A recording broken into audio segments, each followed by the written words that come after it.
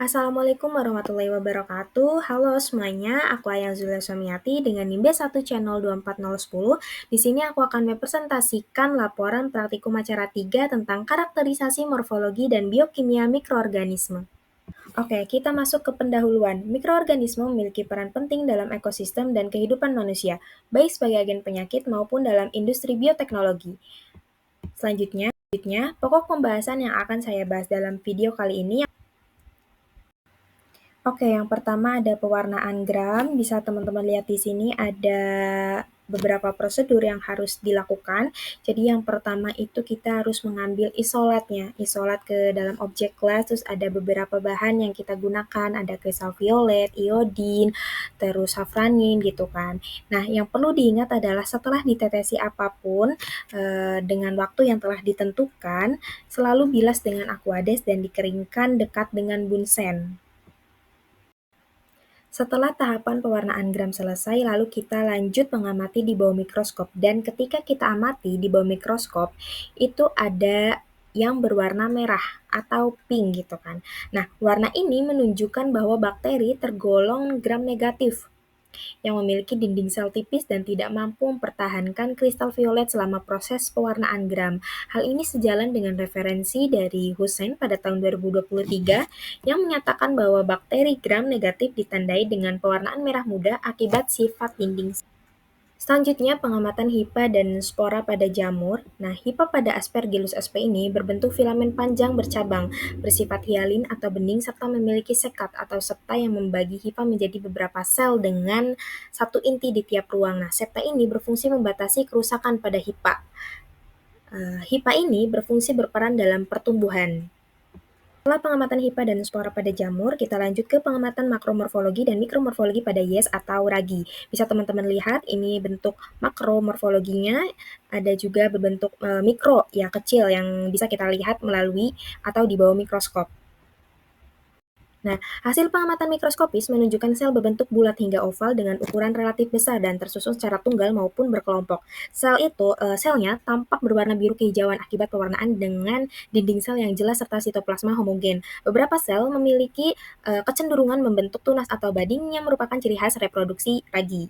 Hal ini sejalan sesuai dengan referensi yang saya dapat dalam penulisan laporan ini dari Watimuri pada tahun 2024 yang menyatakan bahwa pengamatan mikroskopis dapat digunakan untuk membedakan ragi yang bersifat uniseluler dengan kapang yang memiliki hifa multiseluler. Selanjutnya, pengamatan makromorfologi yang bisa kita lihat tanpa kita menggunakan mikroskop, mulai dari ukurannya yang besar, tidak ada pigmen gitu kan, terus optiknya juga bisa tembus cahaya, permukaannya halus, mengkilap. Ragi yang akan kita karakterisasi adalah Actinobacteria secara makromorfologi.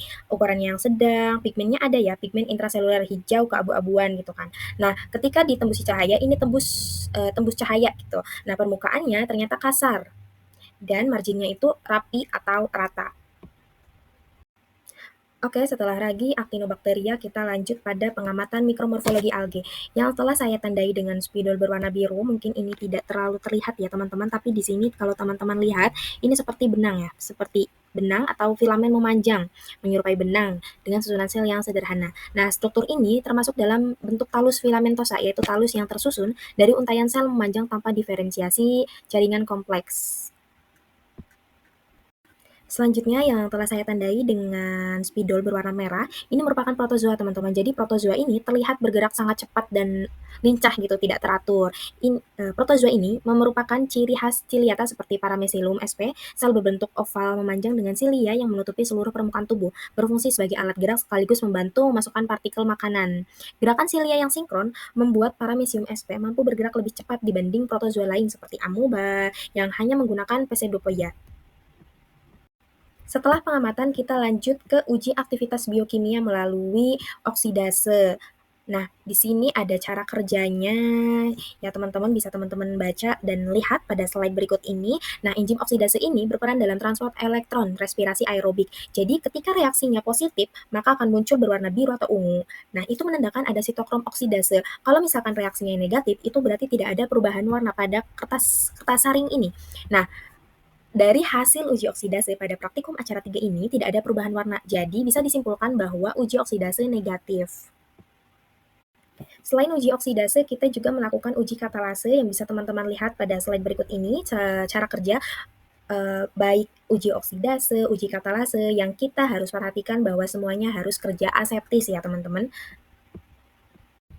Nah, setelah kita melakukan tahapan uji katalase, akan terbentuk seperti ini. Berdasarkan hasil pengamatan, bakteri menunjukkan pertumbuhan ke arah permukaan medium, yang menandakan adanya sifat motil aerob. Hal ini sejalan dengan penelitian Rasmiana dan Prasetyo yang menjelaskan bahwa bakteri motil dapat bergerak menuju area dengan konsentrasi oksigen lebih tinggi sehingga pertumbuhannya tampak dominan di bagian atas medium.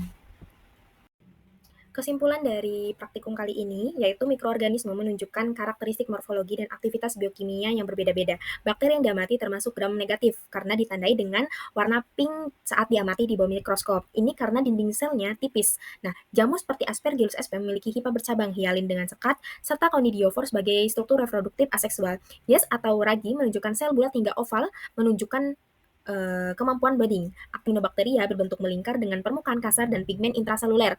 Sedangkan algae itu berbentuk filamen panjang atau talus filamentosa. Nah, protozoa seperti Paramecium sp bergerak cepat menggunakan silia di seluruh tubuhnya. Uji biokimia, oksidase, dan katalase menunjukkan hasil negatif, namun bakteri bersifat motil aerob bergerak menuju area dengan konsentrasi oksigen lebih tinggi.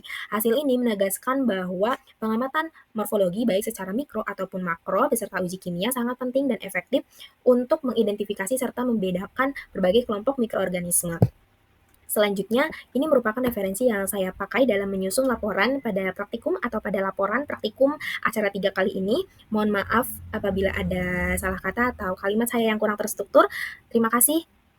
Wassalamualaikum warahmatullahi wabarakatuh.